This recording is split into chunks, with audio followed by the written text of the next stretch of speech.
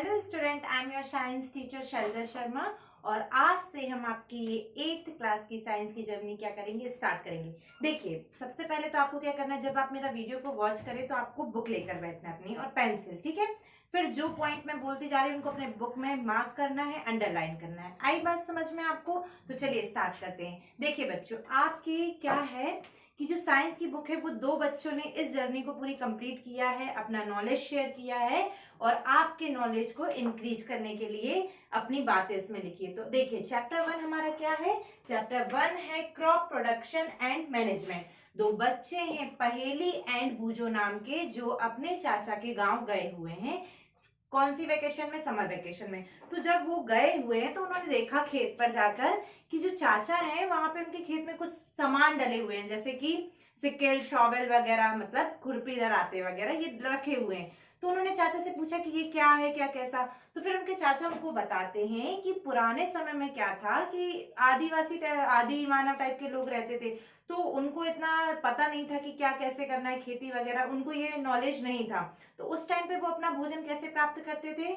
शिकार करके प्राप्त करते थे, ठीक है। धीरे धीरे फिर क्या हुआ, कई हजारों वर्ष पूर्व क्या हुआ कि मानव ने क्या करना स्टार्ट किया? खेती करना स्टार्ट किया। अब जो खेती ही है वो क्या है? हमारे खाने के लिए मेन सोर्स है। आई बात समझ में? जिससे कि हम अपना क्या करते हैं, भोजन प्राप्त करते हैं। और भोजन हमें कौन देता है? जो प्लांट है, जिनके बारे में आपने क्लास 7th में पढ़ा होगा ना, तो उसी के बारे में पढ़ते हैं अपन की इंडिया में। अब आप ये सोचोगे कि ये चैप्टर हम क्यों पढ़ रहे हैं, खेती के बारे में हमको क्यों पढ़ाया जा रहा? आपको इसीलिए पढ़ाया जा रहा कि ये जो क्रॉप वगैरह है, खेती जो है ना, हमारी इंडियन इकोनॉमी का एक मेजर पार्ट है। आई बात समझ में? 70% जो रूरल एरिया है, ग्रामीण क्षेत्र है, वो किस पे डिपेंड करते हैं? कृषि पर डिपेंड करते हैं ना। तो वो कृषि कैसे होती है, कैसे आप अनाज प्राप्ति करते हो अपनी, और क्या इसकी वैल्यू है, क्या क्या प्रोसेस होती है, ये इस चैप्टर में हमको पढ़ना है। तो सबसे पहला जो हमारा टॉपिक है बेटा, वो ये है क्रॉप। क्या है? क्रॉप।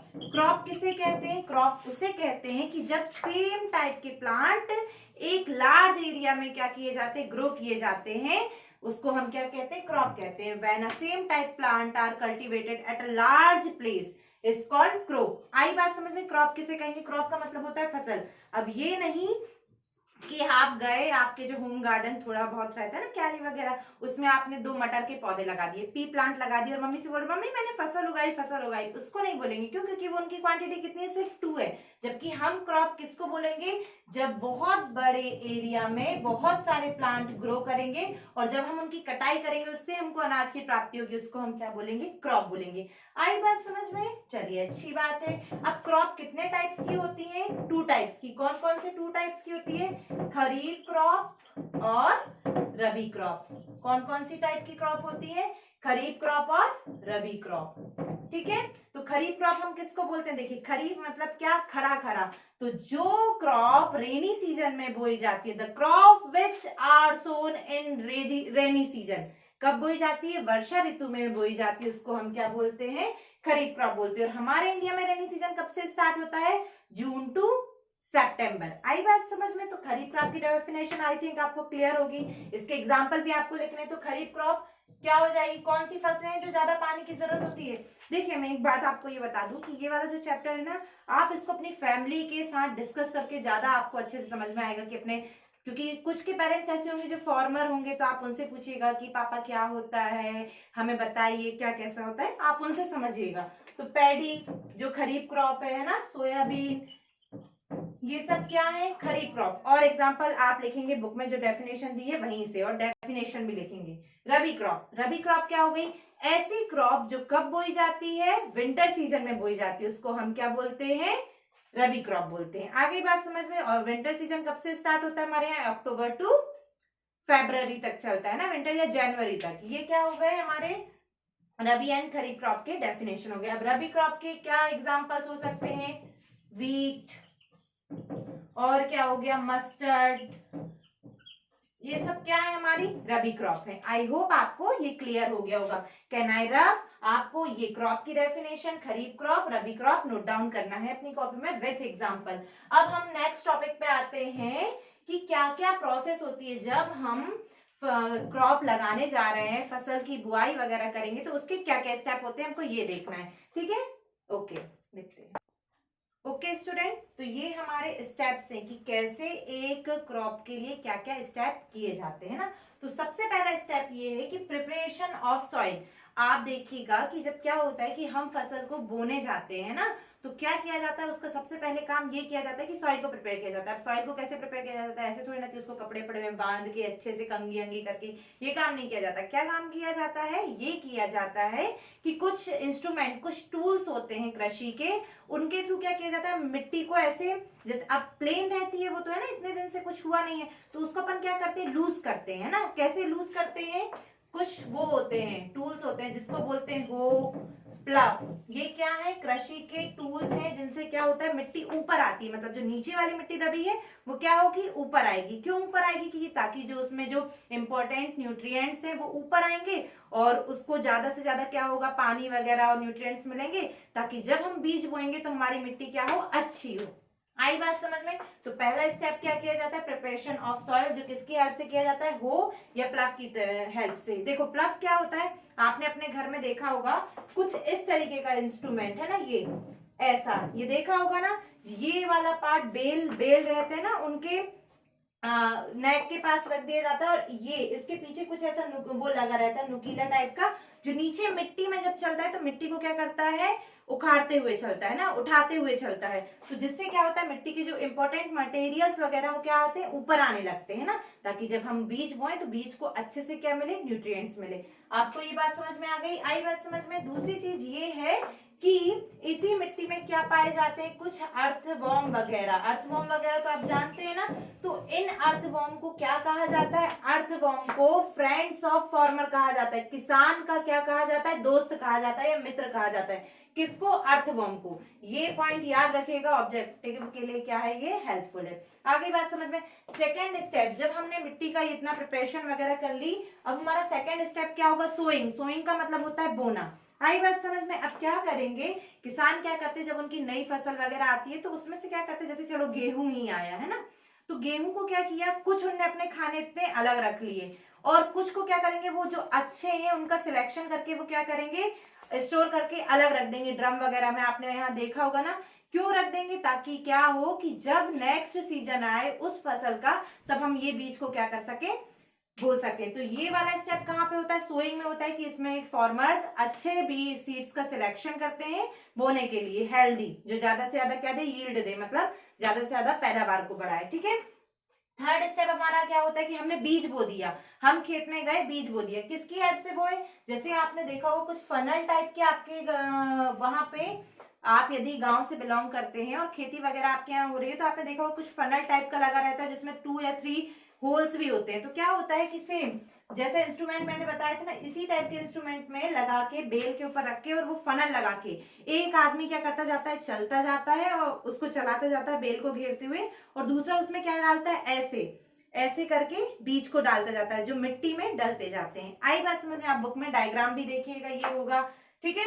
अब थर्ड स्टेप हमारा होता है कि जब हमने बीज बो दिया है तो अब हमारा थर्ड स्टेप क्या होगा, एडिंग मैन्योर एंड फर्टिलाइजर। अब पहले मैन्योर की बात कर लेते हैं। मैन्योर क्या होता है, मैन्योर वो होता है, आपने देखा होगा गांव वगैरह में ही, कि अपन क्या करते हैं, एक बड़ा सा गड्ढा कर लेते हैं, और जो भी हमारा एनिमल का वेस्ट होता है, गोबर वगैरह या हमारे ही घर के सब्जी वगैरह के, फ्रूट्स वगैरह के छिलके वगैरह, हम क्या करते हैं, उसमें ले जाके डाल देते हैं। एक टाइम के बाद क्या होता है कि वो पूरा गड्ढा भर जाता है, और गड्ढा भर जाता है तो उसमें क्या होता है कि कुछ ऑर्गेनिक सब्सटेंस बन जाता है। इस ऑर्गेनिक सब्सटेंस को ही हम क्या बोलते हैं, मैन्योर बोलते हैं, या हिंदी में बोलते हैं खाद। खाद नाम सुना होगा ना आपने।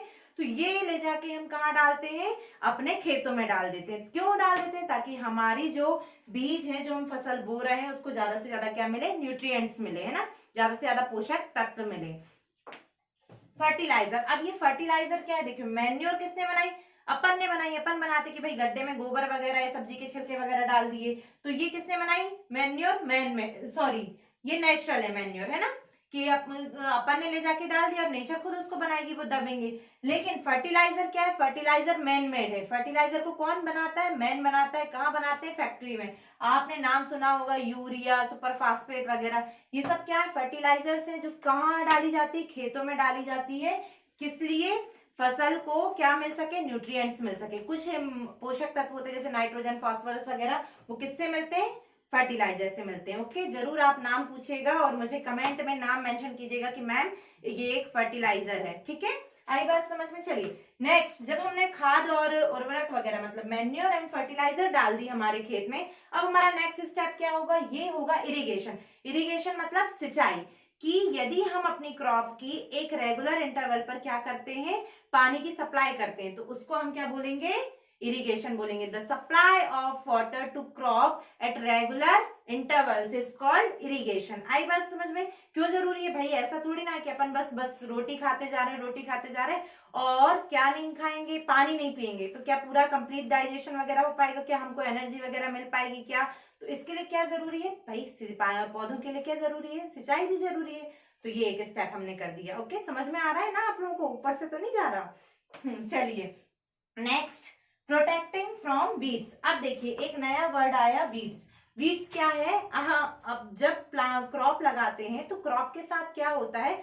कुछ अनडिजायरेबल प्लांट, अनडिजायरेबल मतलब जो हमारे लिए जरूरी नहीं है। हमने जैसे गेहूं की फसल बोई है तो हमको तो सिर्फ उस खेत से क्या चाहिए? गेहूं चाहिए। लेकिन उसके साथ साथ क्या होता है, कुछ जैसे ये हमारे गेहूं उग रहे हैं और उसी के साथ साथ कुछ अनडिजायरेबल क्या होते हैं? प्लांट, जिनका कोई मतलब नहीं है, वो भी क्या कर जाते हैं? ग्रो कर जाते हैं। तो उनको हम क्या बोलते हैं? वीड्स बोलते हैं। ठीक है, the undesirable plant that grow along the crop is called weeds. आई बात समझ में? अब इस वीडिंग को रिमूव करना क्या करते हैं कुछ लोग, किसान लोग क्या करते हैं कि भाई हाथों से ही हटाने लगेंगे कि उखाड़ उखाड़ के फेंक दें। तो इसको हम क्या बोलते हैं? वीडिंग बोलते हैं। The process of removal of weeds is called weeding. क्या बोलेंगे? WEEDING, weeding. आ गई बात समझ में? वीडिंग का मतलब क्या हुआ? अब ये वीड से, अब देखिए कुछ इन वीड्स को खत्म करने के लिए क्या आते हैं? कुछ केमिकल्स भी आते हैं। उन केमिकल्स को हम क्या कहते हैं? दिख तो रहा है ना बेटा सबको? वीडीसाइड्स बोलते हैं। क्या बोलते हैं? वीडीसाइड्स। वीडीसाइड्स क्या होते हैं? ये वो केमिकल्स होते हैं जो किस लिए यूज किए जाते हैं? इन वीड्स को डिस्ट्रॉय करने के लिए। ठीक है, आ गई बात समझ में? अब आते हैं, ये काम हमने कर दिया। क्या काम कर दिए? यहाँ तक सबसे पहले सॉइल को प्रिपेयर कर लिया। क्यों? बीज को बोने के लिए। बीज को बो दिया। अब बीज को हेल्दी डाइट देने के लिए, मतलब उसको न्यूट्रिशन वगैरह मिले, उसके लिए हमने क्या डाल दिया? मैन्योर डाल दिया, फर्टिलाइजर डाल दिया। ये इतना सब करने के बाद जब हमने उनको न्यूट्रिएंट्स दे दिए तो अब हमको क्या देना है? उसको पानी भी देना है। तो इसके लिए हमने क्या किया? इरिगेशन किया। इरिगेशन करने के बाद अब भाई जब वो ग्रो करने लगा तो उसके साथ साथ कुछ अनडिजायरेबल प्लांट भी ग्रो करने लगे। तो उन अनडिजायरेबल प्लांट को हम क्या बोल रहे हैं? वीड्स बोल रहे हैं। यहां तक का हमारा काम कंप्लीट हो गया कि भाई वीड्स को खत्म करने के लिए हमने क्या डाल दिया? वीडीसाइड्स डाल दी। क्या डाल दी? वीडीसाइड्स। वीडीसाइड्स क्या है? केमिकल्स हैं। अब इसके बाद अब आप देखिए हार्वेस्टिंग। हार्वेस्टिंग मेन स्टेप है। कैसा? कि भाई अब फसल ने ग्रो करना स्टार्ट कर दिया। जब गेहूं की फसल अच्छे से बड़ी हो गई तो अब क्या काम आया? कटाई का काम आया। अब ये हम हार्वेस्टिंग कैसे कर सकते हैं? हार्वेस्टिंग हम कैसे कर सकते हैं? जैसे थ्रेशिंग वगैरह से, कि अपन जब जो ग्रेन वगैरह है उसको शाप से अलग करते हैं, जो उसका फुकला वगैरह है उससे अलग करते हैं, तो उसको हम क्या बोलते हैं? थ्रेशिंग बोलते हैं। तो हार्वेस्टिंग में हमने कौन सा काम कर दिया? कटाई वगैरह का, ग्रेन को सेपरेट करने का काम कर दिया। अब जब हमारा ग्रेन बन गया है, मतलब प्रिपेयर हो गया, निकल के खलिहान वगैरह में रख गया है, तो अब हम उसको क्या करेंगे? स्टोरेज करके रखेंगे। तो हम स्टोरेज कहाँ कर सकते हैं? ग्रेनरीज वगैरह में, ग्रेनरीज या साइलोज में। ये सब क्या है? साइलोज क्या होते हैं? साइलोज और ग्रेनरीज बड़े बड़े ड्रम लगे होते हैं जिसमें कि अपन क्या करते हैं? अपने अनाज को स्टोर करते हैं। आई होप बच्चा आपको ये सब क्लियर होगा, है ना? देखिए एक चीज मैंने ये नहीं बताया कि इरिगेशन के क्या हो सकते हैं? मेथड हो सकती है। देखो प्राचीन समय में अलग, मतलब जो पुराना टाइम था उसमें ढेकली, मोट वगैरह इस टाइप की क्या यूज की जाती थी? सिंचाई करने के लिए प्रोसेस यूज की जाती थी। लेकिन अब जो मॉडर्न सिस्टम है उसमें ड्रिप सिस्टम क्या यूज किया जाता है? ड्रिप सिस्टम या स्प्रिंकलर सिस्टम। ये टू मेथड है मॉडर्न मेथड। किसकी? इरिगेशन की। टू मेथड्स कौन सी है? Drip system and sprinkler. आपने देखा होगा अपने गांव में भी कितना सुंदर सा लगता है जब वो स्प्रिंकलर ऐसे खेत में पूरी तरफ पानी फैलाते हैं। तो वो कौन सा सिस्टम हो गया? स्प्रिंकलर। इसमें क्या होता है? एक साथ पानी क्या होता है? पूरे खेतों में सप्लाई होती रहती है। लेकिन ड्रिप सिस्टम में क्या होता है? ड्रिप सिस्टम जानते हो, एक एक बूंद करके थोड़ा थोड़ा सा पानी क्या करता है? उसी प्लांट पर गिरता है, जिससे पानी की बचत भी होती। आई होप ये सारे क्लियर होंगे आपको पॉइंट। अब एक बात देखिए आप, हार्वेस्टेड फेस्टिवल नाम से एक छोटा सा टॉपिक होगा। हार्वेस्टिंग जब ये बड़ा खुशी का दिन होता है, क्यों खुशी का दिन होता है? क्योंकि जो हमारा किसान है कितने मंथ वेट करता है, इतनी मेहनत करने के बाद वो वेट करते हैं, क्या वेट करते हैं कि अब हमारी फसल आएगी, उससे हमारा पोषण होगा, प्लस हम उसको मार्केट में बेचेंगे तो हमको मुनाफा भी होगा, जितने हमने लागत लगाई वो सब हमको क्या मिलेगा, वापस मिलेगा। तो ये वाला जो डे है जब हम फसल की कटाई वगैरह कर लेते हैं, वो बहुत खुशी का दिन होता है। और इंडिया की अलग अलग प्लेसेस पर इसको क्या किया जाता है, सेलिब्रेट किया जाता है। जैसे मैं आपको बता दूं, सबसे पहले अपन होली की बात करते हैं। होली में भी क्या होता है कि नई फसल वगैरह जब आती है तो वो जो होली का दहन होता है ना, अपन उसमें कुछ चढ़ाते हैं। क्या चढ़ाते हैं? अपना जो नया अनाज आता है ना उसको चढ़ाते हैं। क्यों चढ़ाते हैं? इसीलिए चढ़ाते हैं ताकि हमारे घर में वही सुख शांति प्लस समृद्धि और संपत्ति बनी रहे। आई बात समझ में? फिर सेकंड ये है बैसाखी। पंजाब जानते हो ना, इंडिया की एक स्टेट क्या है, पंजाब है, जहां पे बैसाखी को सेलिब्रेट किया जाता है। इसमें भी क्या किया जाता है कि जो नई फसल आती है उसको चढ़ाया जाता है, ठीक है। और पोंगल, ओनम वगैरह, ओनम कहाँ सेलिब्रेट किया जाता है? केरल में सेलिब्रेट किया जाता है। क्यों सेलिब्रेट किया जाता है? नई फसल के आने की खुशी में किया जाता है। पोंगल कहाँ सेलिब्रेट किया जाता है? तमिलनाडु में। क्यों सेलिब्रेट किया जाता है? नई फसल। तो ये सारे जो क्या है, फेस्टिवल है जो कि नई फसल के आने की खुशी में क्या किए जाते हैं, सेलिब्रेट किए जाते हैं। असम में बिहू सेलिब्रेट किया जाता है। आप ये सब याद रखिएगा। आई होप आपको सब क्लियर होगा सारे टॉपिक। तो अब बताइए, कुछ डाउट वगैरह तो नहीं है?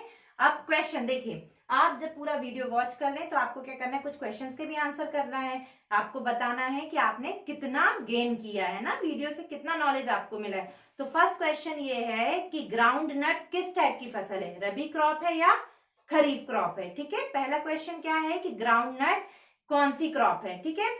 सेकेंड क्वेश्चन ये है कि पोंगल किस स्टेट में सेलिब्रेट किया जाता है, इंडिया की किस स्टेट में पोंगल को सेलिब्रेट किया जाता है। ओके, चलिए bye bye, thank you for watching, मिलते हैं नेक्स्ट वीडियो में।